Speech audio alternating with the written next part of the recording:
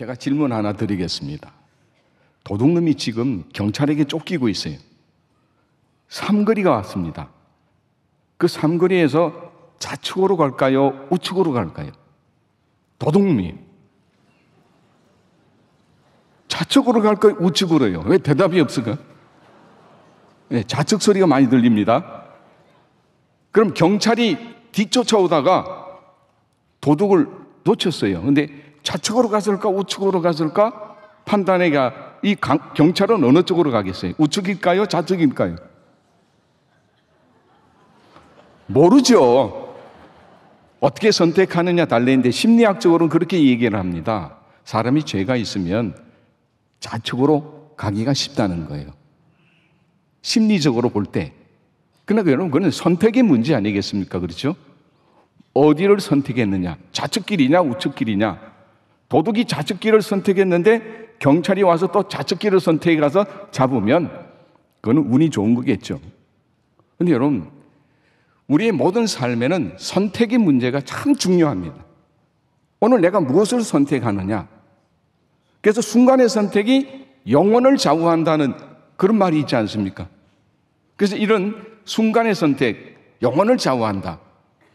이것이 예전에 무단횡단을 할 때마다 그 사고가 아주 많으니까 그런 플랜카드를, 슬로건을 내걸었단 말이죠. 이것이 상업 광고용으로도 이용이 많이 되었습니다. 전자제품 그런 광고로도 순간의 선택이 중요하다. 여러분이 한번 또 묻겠습니다. 어떻게 여러분들 예수님을 믿게 되었습니까? 여러분이 예수님을 선택했습니까? 어떻게 해서 여러분 명성교회 교인이 되어졌습니까? 여러분이 선택했습니까? 아니지요? 하나님이 여러분을 선택하셨어요. 특히 여러분 그 가운데서도 명성교회 교인으로 하나님이 부르신 거예요. 그래서 여러분 내가 택했다라고 생각하는 그 순간 사람이요 교만해집니다. 교만해지면 그 결과가 뭔지 아세요? 증오와 미움으로 가요. 이 증오와 미움이 또 무엇을 낳는 줄 아십니까? 오만과 독선을 낳게 되어지는 거예요. 그래서 사람이 편향적으로 변합니다. 그래서 내 편이냐 아니냐라고 하는 그런 프레임 논리에 빠져들기가 쉽지요. 그래서 내가 선택했다, 내가 이것을 이루었다라고 하는 그 말하는 그 순간부터 하나님이 하시는 그 모든 일도 거부하고 하나님의 창조 모든 행위조차도 파괴시키는 그런 역할을 하게 되어져요. 이것이 가장 큰 문제입니다. 그래서 오늘도 하나님이 나를 택하셨다. 이 거룩한 사실 앞에 아멘으로 날마다 응답하는 삶을 우리가 살아갈 때마다 하나님께서 나를 위해서 일하심의 놀라운 은혜의 역사가 나타나게 되어질 줄로 믿습니다. 이 오만과 독선이 가져다 주는 그 피해가 어느 정도의 문인 것인가 보게 되어지면요, 제1차 세계대전이 오스트리아와 독일이 연합해서 발트 3국에서 먼저 전쟁이 시작되었겠지만은 이 1차 세계대전은 사실 식민지 쟁탈 전쟁이었다고 보시면 됩니다. 1차 세계대전을 통해서 약 1,000만 명 이상이 죽었단 말이죠. 2,000만 명 이상이 부상을 당하는 그런 정말 끔찍한 전쟁을 이루게 되어졌는데, 이 전쟁의 그 이슈가 뭐인 줄 아세요? 독일이 이렇게 얘기를 했습니다. 위대한 게르만 민족을 통해서 하나님께서 하나님의 나라를 건설할 계획을 세우셨다. 그래서 이 일을 이루기 위한 수단이 뭐냐? 전쟁이라는 거예요. 사실 식민지 쟁탈을 하기 위한 것이 그들의 속셈인데, 자기들은 명분을 내세우기에 이 오만과 독선으로 거룩한 위대한 게르만 민족이 하나님의 나라를 건설하도록 허락하셨다. 이것을 교회가 신학적으로 밑바탕을 만들어줬다는 것이 가장 큰 문제입니다. 그래서 전쟁을 펼쳤는데 기도하고 하나님께서 이루어 주실 것으로 믿는 이 믿음 가지고 한 이 전쟁에 참패를 합니다. 전쟁에서 패하고 나니까 이게 뭐야? 충격을 받았어요. 충격을 받고 난 이후에 전쟁 책임이 배상으로 또 돌아가야 되지 않습니까? 그래서 여러 다른 방법을 찾고 있는데 그 방법을 어디에서 찾느냐 하면은 유대인에게서 찾습니다. 유대인들이 그 패전의 원인이고 유대인들 때문에 이런 문제들이 야기되었으니 이 유대인들이 걸림돌이기 때문에 치워야 된다. 이것을 또 교회가 신학적인 모든 바탕을 마련해 주게 되어졌어요. 그러니까 유대인들은 그것을 수탈하기 시작하죠. 죽이기 시작하고. 병탄이죠, 병탄. 무조건 빼앗는 겁니다. 죽이고 빼앗는 것. 우리 조선을 일본 제국주의가 병탄했던 것처럼 유대인들을 수없이 죽여내고 그래서 전쟁 비용을 마련하는 겁니다. 또 그래서 일으킨 것이 제2차 세계대전이에요. 교회가 나치즘, 히틀러의 나치즘과 연결해서 전쟁을 또 일으키는 거예요. 2차 세계대전을 통해서 얼마나 많은 사람들이 죽었습니까? 이게 여러분 오만과 독선으로 비롯되어진 것들이란 말이죠. 하나님의 이름을 빙자해서 이런 일들이요 오늘날 우리의 현실 가운데도 그대로 벌어지고 있는 것들인데 요사이 탈진실화 시대라 이렇게 말합니다. 탈진실의 시대. 여러분 사실과 허구가 있는데 이 사실을 두고 허구를 가지고 자꾸 사실로 주입을 시키는 거예요. 주입을 시키다 보면 자꾸 오해가 생기는 거예요. 그러면서 오해가 생기면서 왜곡이 되어져요. 자연스럽게. 그래서 편향적으로 바뀌는 거예요. 그럼 미움과 증오가 그 안에 담기면서 사람들이 오만과 독선으로 똘똘 뭉쳐지게 되면서 그 프레임을 가지고 상대편을 공격하는 거예요. 한 예를 들면 여러분 예전에 대통령이 청담동 사건 잘 아시죠? 청담동에 대통령이 갔다 안 갔다? 여러분 갔다고 여기는 사람이 40%라고 해요. 40%. 민주당 여기 계시면 죄송합니다. 저는 뭐 그 당을 얘기하려고 하는 건 아닙니다만은 민주당 지지자들에게서는 69.6%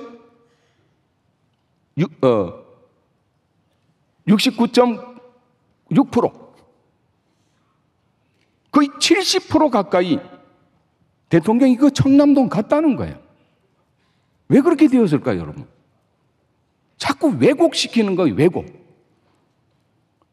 허구를 사실처럼 자꾸 왜곡시키는 거예요. 그것을 듣고 또 듣는 사람들이 그게 또 사실인 줄 알아.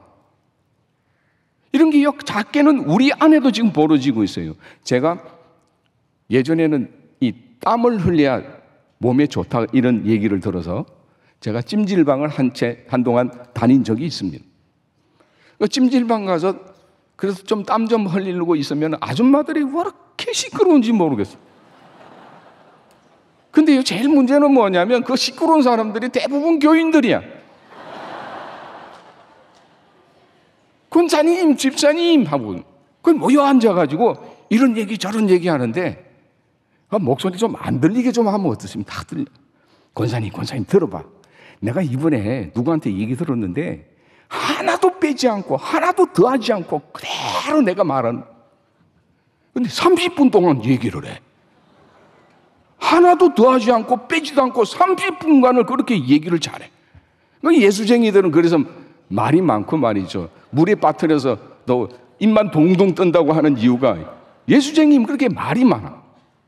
그런데 여러분 제가 묻고 싶은 게 뭐냐면 그렇게 30분 동안 누구의 얘기를 뒷얘기하고 수근수근 거리는 건 여러분 로마서 1장 29절에 보면 그것도 죄라고 분명히 말씀해요. 그 권사님이 지난주일 담임 목사님 설교 제목이나 똑바로 알고 있을까? 어떻게 생각하세요? 몰라요. 우리 교인들도 지난주일 설교 제목 아는 사람 상 준다고 해보면 몰라요, 대부분. 그러니까 여러분 자꾸 허구를 자꾸 사실화시키는 이런 편향적인 것이 문제예요. 이게 미움과 정오를 만든다고요. 이 허구에 전부 빠져들어 버려서 일어난 현상이라고 하는 것. 사랑하는 여러분, 모든 역사는 우리 하나님이 이루어 가십니다. 우리 하나님이 선택하시는 거예요. 여러분을 선택하시는 분도 하나님이신 거예요. 그래서 그러면 그 선택에 있어서 오늘 우리는 어떤 마음으로, 어떤 자세로 그 선택에 임하느냐라는 거예요.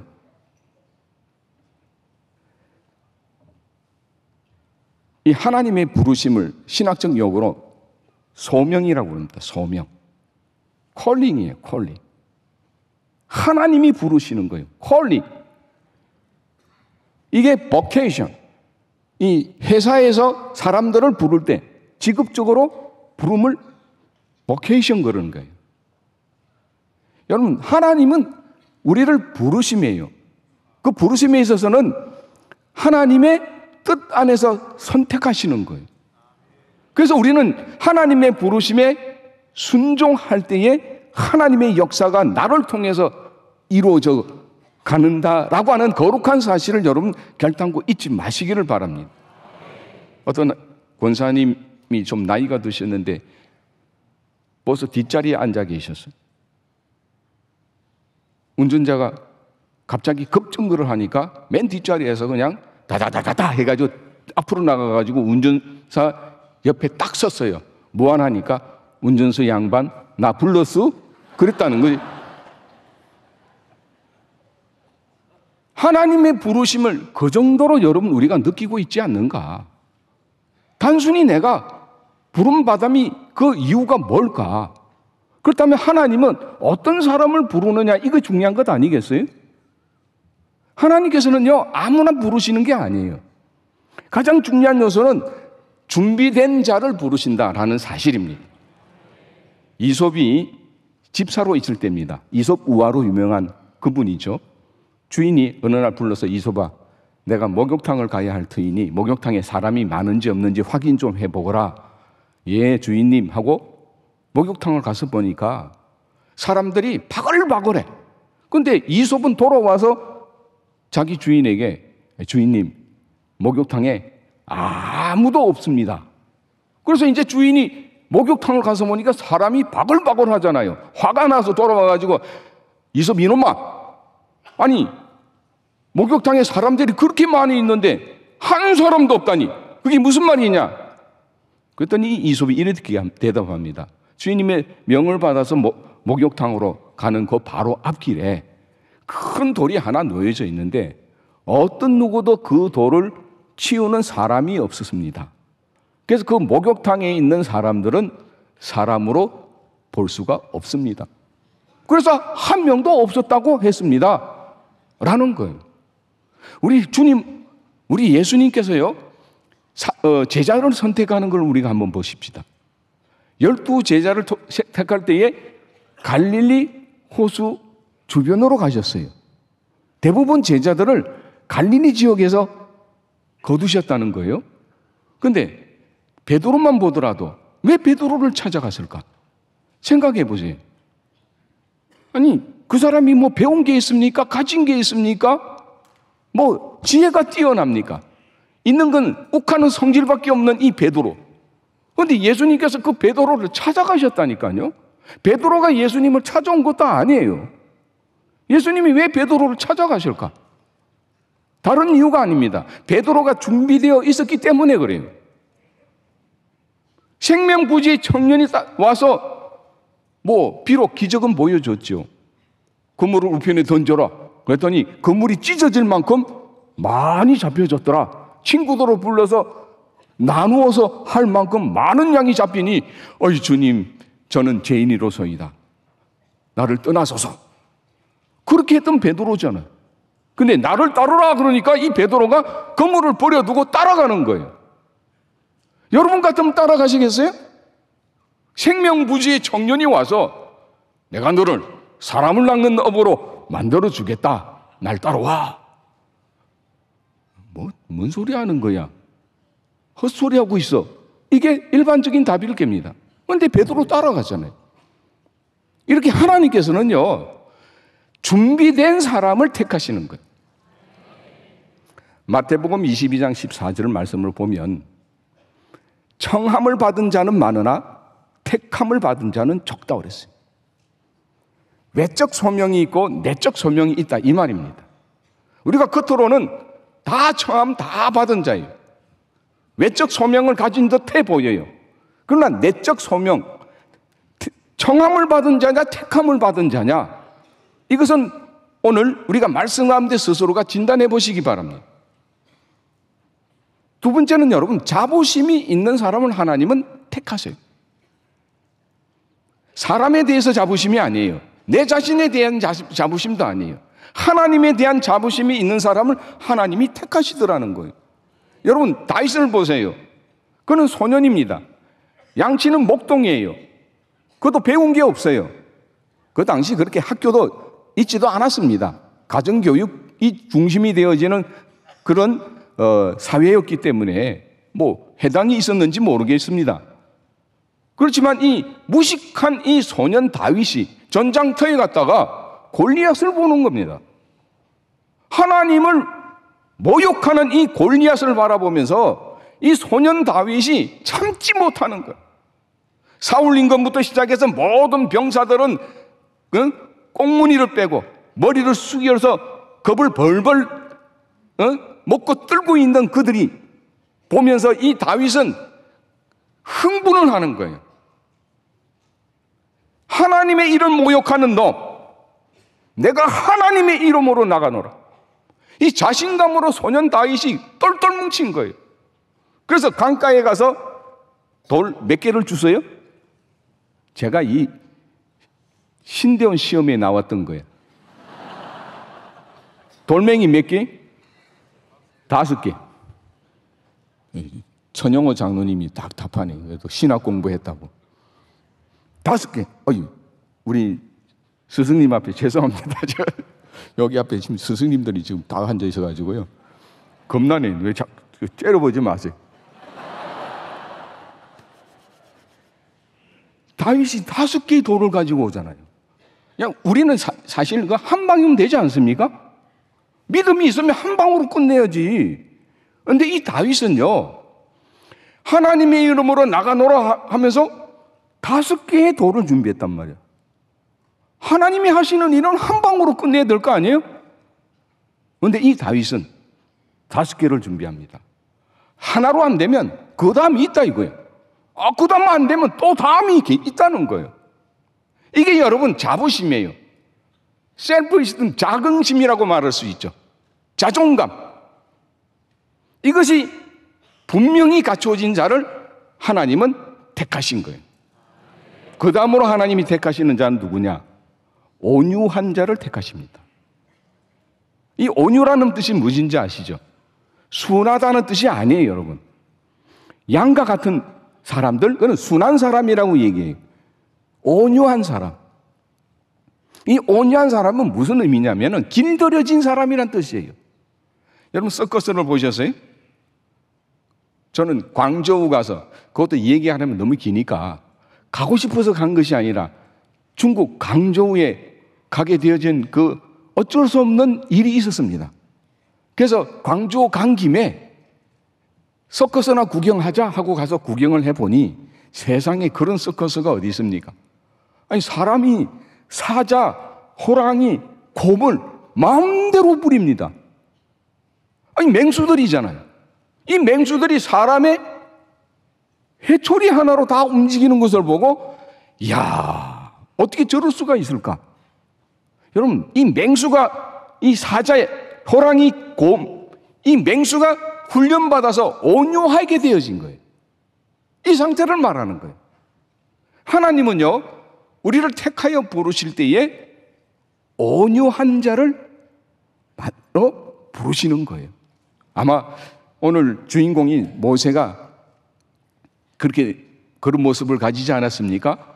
모세는 준비된 사람이었어요. 40년간 바로의 왕궁에서 훈련을 받았습니다. 그만큼 준비를 시키서요. 뿐만 아니라 이 모세는 자부심이 강했어요. 누구보다.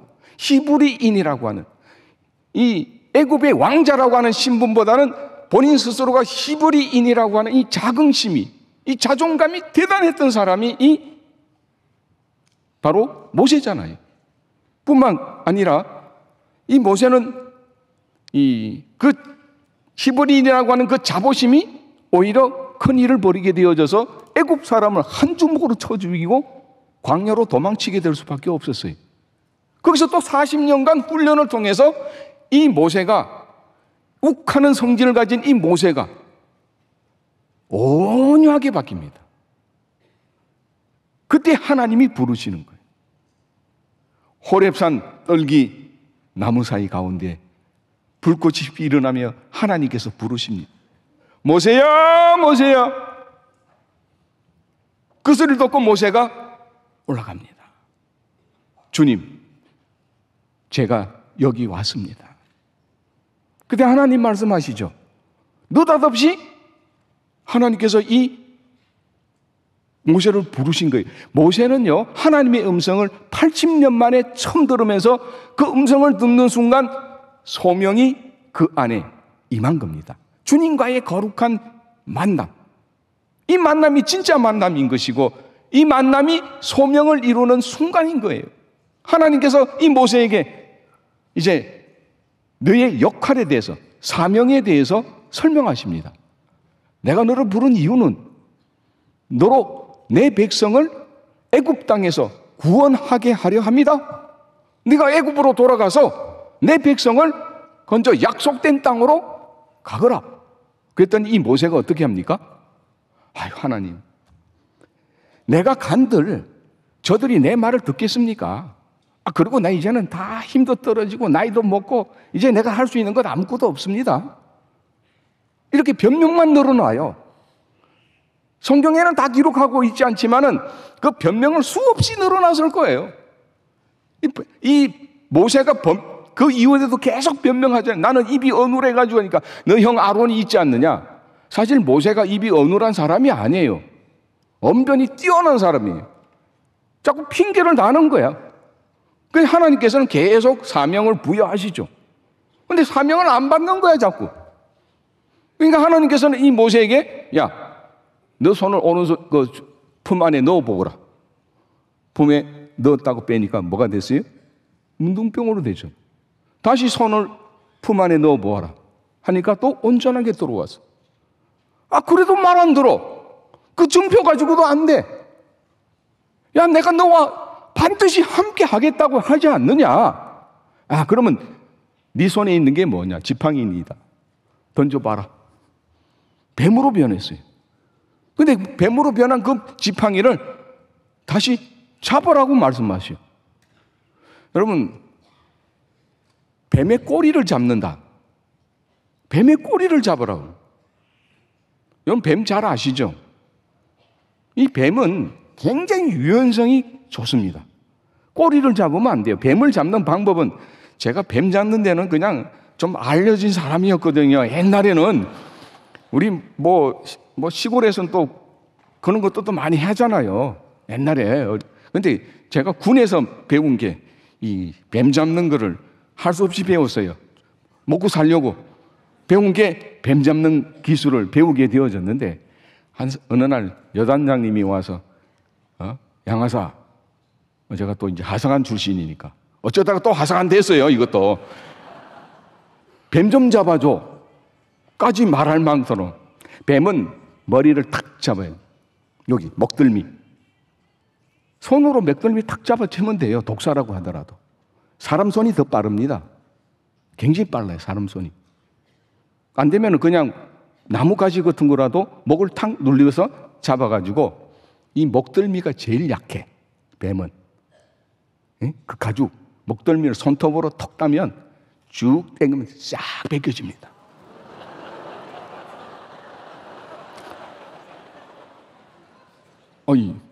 끔찍하죠? 그래야 한번 웃어주지요. 그래서 제가 어쨌든 이 독사를요, 꼬리를 잡으면요, 우리나라 7.4 이 독이 굉장히 강합니다. 여기에 물리면 그 사람 죽습니다. 근데 오랜 시간이 걸려. 근데 지금 광야에 있는 그 불뱀, 독사는 뭐 방울뱀이 아닐까? 방울뱀은 아닌 것 같아요. 보통 킹코브라 정도가 될 겁니다. 이 킹코브라 이 독은 굉장히 강력해서 물리면 사람이 수분 안에 죽습니다. 맹수인 사자도 물리면 죽습니다. 그렇게 맹독을 가졌어요. 그런데 이 모세가 이 지팡이를 잡으라고 하는데 꼬리를 잡으라는 거예요. 어떻게 잡겠습니까? 아마 갈등을 많이 했을 거예요. 그러다가 결국 꼬리를 잡습니다. 그랬더니 지팡이로 바뀌는 거예요. 다시. 이 모세가 드디어 이 꼬리를 잡는다. 이것은 자기가 목숨을 걸었다는 뜻이에요. 그래서 이 이야기가 보여주는 그 의미가 뭐냐? 오늘 하나님께서 우리를 부르실 때에 충분히 우리를 부르실 만한 자격이 다 갖추어졌으니 하나님이 우리를 부르셨다는 말입니다. 이 소명을 받아서 오늘 우리가 예수를 믿게 되어졌고 명성교회에서 우리가 소명받아 부름받아 이 교회 교인이 되어진 거예요. 그러면서 또 우리가 가져야 될 것이 뭐냐면 사명을 붙들어야 되는 거예요. 이 사명을 붙드는 데 있어서는 가장 중요한 게 뭐냐? 목숨 걸어야 되는 거예요. 사명에는 목숨을 걸어야 돼요. 물론 목사님 우리 교회 아멘 소리 적다고 그러시던데 우리 교회보다 더 적는데 사명에는 목숨 걸어야 돼요. 네. 목숨 거는 사명이 되어져요. 보세요. 이 모세가 두려웠습니다. 이 과정은 짧게 설명되어졌지만 결코 짧지는 않았을 거예요. 우리 하나님과 밀당이 계속되는 그 과정 속에서 모세가 드디어 사명을 붙듭니다. 목숨을 겁니다. 애굽으로 가는 것은 죽음과도 같은 거예요. 그런데 애굽으로 향합니다. 드디어 이 모세가 80년의 그 세월 속에서 가장 행복한 순간인 거예요. 하나님에게 다시 목숨을 걸고 사명을 붙들었더니 사명 붙든 그 순간이 가장 행복해지는 거예요. 우리 그리스도인의 행복은 여러분 사명을 붙들 때 오는 줄로 믿습니다. 보세요. 모세 한 사람이 사명을 붙들으니 하나님의 역사를 이룹니다. 애굽에서 종된 그 히브리 민족을 하나님의 약속의 땅으로 이끌어갑니다. 여러분, 그래서 여러분 오늘 우리 한 사람이 사명의 중요성을 깨달아야 돼요. 사명의 지팡이를 우리가 높이 다시 들어야 할 때가 온 거예요. 우리 한 사람 한 사람이 이 사명의 지팡이를 붙들 때 하나님께서는 이 명성교회를 통해서 일하시는 놀라운 은혜의 역사가 더 불일 듯 일어나 무너지고 있는 한국교회를 다시 회복시키는 놀라운 일들을 이루실 줄로 믿습니다. 한 사람이 얼마나 중요한지에 대해서 이 많은 이야기들이 있습니다만 뭐 한두 가지만 짧게 얘기 드리겠습니다. 이 샌프란시스코에 가면은 금문교라고 있습니다. 골든 게이트 브리지죠.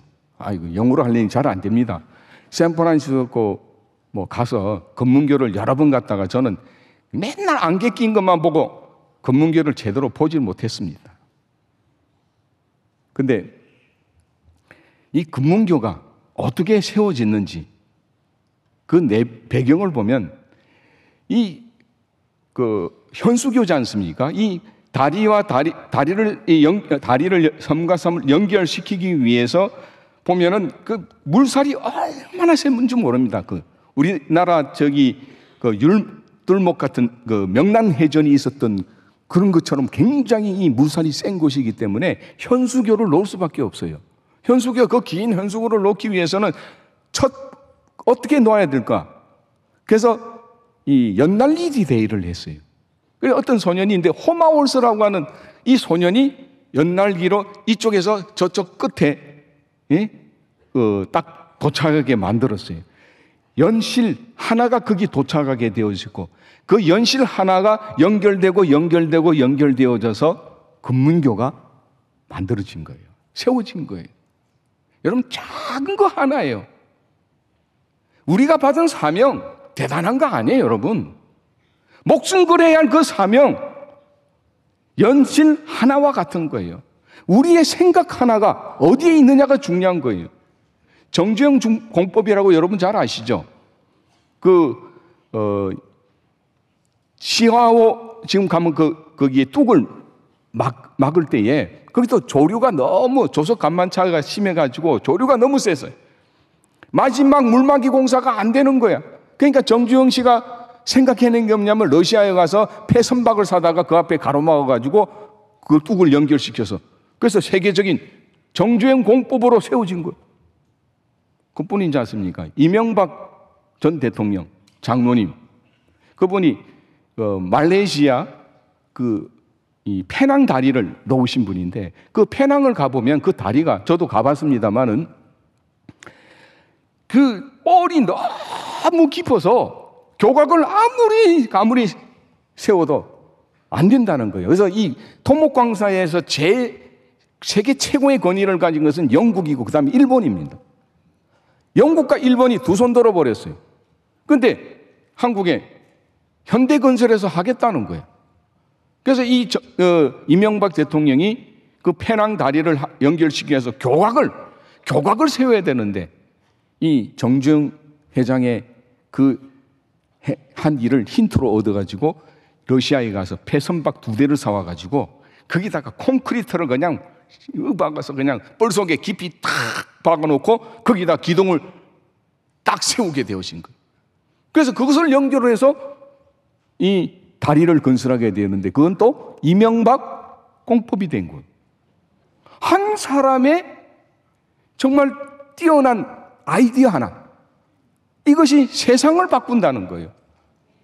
오늘 여러분 우리가 사명으로 우리가 무장되어져서 우리가 함께 힘을 합해가면 하나님께서 여러분을 통해서 우리 명성교회를 통해서 역사하실 그 놀라운 일들이 예비되어져 있는 거예요. 오늘 한국교회 위기가 어마어마하지 않습니까? 우리가 위기를 다 얘기해요. 코로나19 이후에 위기가 더 크게 찾아왔어요. 여러분 우리 한국교회 위기가 오늘 하루아침에 코로나19 때문에 된 거 아니에요. 2004년에 KBS 방송국에서 한국교회가 왜 추락하는가라고 하는 그런 내용으로 방송을 하게 되어졌어요.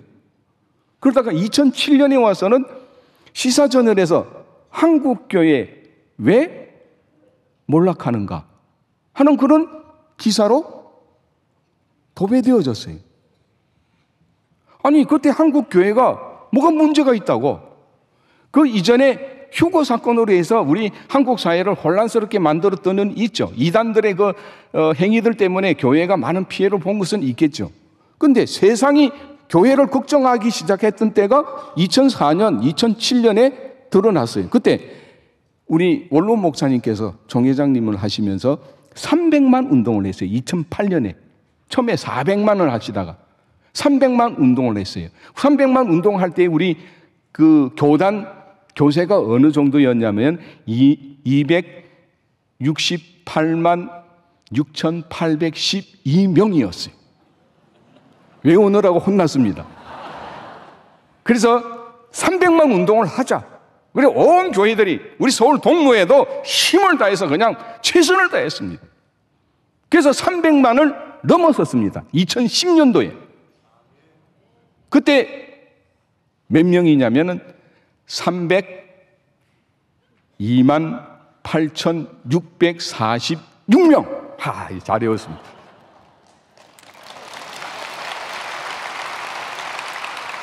또 이거 잘 외우고 박수 받기는 처음입니다. 이 110%를 넘게 되어졌죠. 그때 기초를 쌓으셨던 분이 우리 원로 목사님이셨어요. 300만 운동에. 근데 여러분 지금 우리 한국교회가 240만 이하로 내려앉았습니다. 우리 교단이 말이죠. 다른 교단들은 더 무너졌습니다, 지금. 어마어마하게 지금 추락하고 있습니다. 한국교회 위기. 이것을 극복할 수 있는 방법이 뭐냐는 거예요. 근데 여러분 우리는 계속 내부적인 자중질환만 하고 지금까지 왔다 이거예요.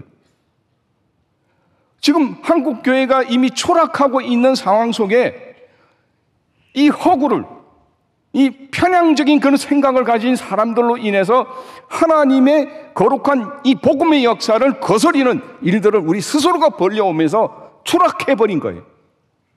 다시금 여러분 일어서야 돼요. 그러기 위해서는 소명에서 사명으로 이어지는 이 지팡이를 우리 모두가 집어들어야 되는 거예요. 이 지팡이는 어떤 지팡이입니까? 하나님이 새로 만들어주신 게 아니에요. 모세가 양치던 평범한 지팡이였어요. 모세의 것이었어요. 하나님의 것이 아니었어요. 근데 하나님의 뜻대로 순종한 그 지팡이가 기적의 지팡이가 되는 거예요, 여러분. 홍해를 치니 홍해가 갈라지는 역사가 일어나고, 반석을 치니 물이 솟아나는 역사가 일어나고, 하나님의 역사를 이룬 지팡이, 여러분들에게도 주어진 지팡이입니다. 작은 사명일지라도 그 지팡이를 여러분들이 부여잡는 순간 놀라운 역사의 주인공이 되는 거예요. 하나님 나라의 역사의 주인공이. 저는 지난 주일날 우리 교회에서 우리 교인들과 함께 나눴던 이야기입니다. 우리 교회를 이 체급별로 분류를 시켰어요. 이 체급 운동이 있지 않습니까? 복싱이라든지 뭐 태권도라든지 유도라든지 이런 격투기들은 대부분 체급 운동입니다. 뭐 배구라든지 뭐 이런 축구라든지 이 경기는 뭐 체중다는 거 없잖아요. 그래서 체급을 나눈단 말이죠. 그래서 뭐 복싱만 보더라도 헤비급이 있고 또 이 슈퍼 미들급이 있어요. 그다음에 미들급이 있고 웰터급이 있고 페더급이 있고 그다음에 플라이급이 있어요. 그 체중에 맞게 체중을 통해서 경기를 하는 거예요. 한국 교회도 체급이 있는 거예요. 어떻게 여러분 명성교회가 같은 교회들만 우리 한국 교회에 있다면은 온전한 교회가 될 수 있을까요? 아닌 거예요. 우리 신답교회는 미들급 정도가 돼요.